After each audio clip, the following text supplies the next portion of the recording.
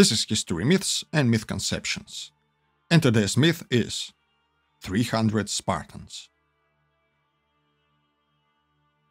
No list of historical myths is complete without this one.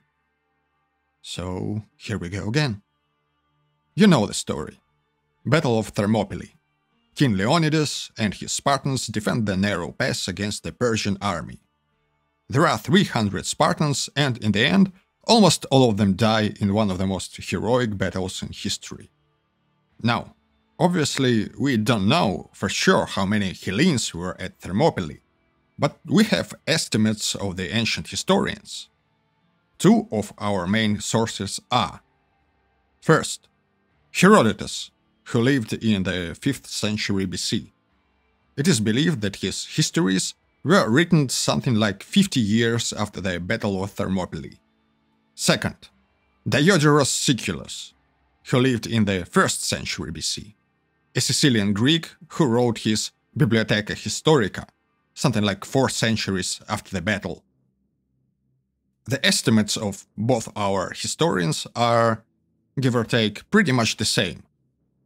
And the number of Spartans, or more precisely, Spartiates, the Spartan citizens, are indeed 300 or around 300. This number became a historical tradition. The problem here is that Leonidas and his Spartans were not the only people who took part in the battle. The total number of the troops was probably around 4,000.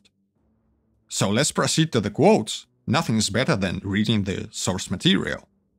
The Greeks that awaited the Persian in that place were these: of the Spartans, 300 men at arms, 1,000 Tegeans and Mantineans, half from each place. From Orchomenus in Arcadia 120, and 1,000 from the rest of Arcadia.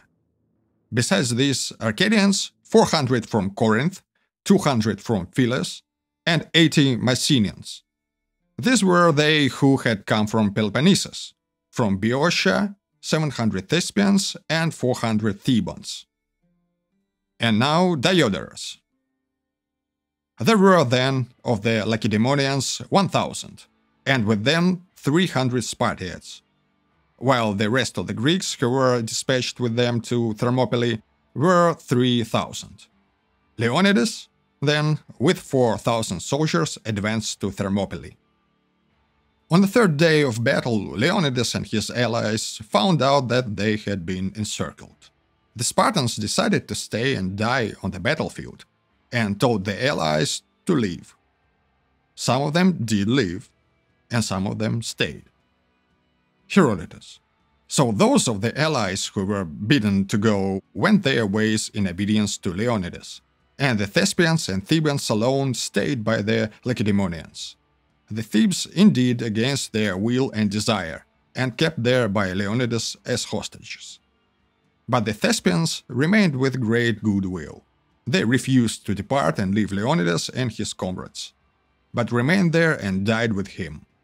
Their general was Demophilus, son of Diadromes. Now Diodorus. Immediately then, all the rest departed, but Leonidas, together with his fellow citizens, performed heroic and astounding deeds. And although the Lacedaemonians were but few, he detained only the Thespians, and he had all told not more than 500 men, he was ready to meet death on behalf of Hellas. That's it. Indeed, there were 300 Spartans, but there were also at least 700 Thespians. All of them died. There were Thebans. Most probably there were Helots. There were other people, and the total number of casualties was not 300 men. It was somewhere around 4,000.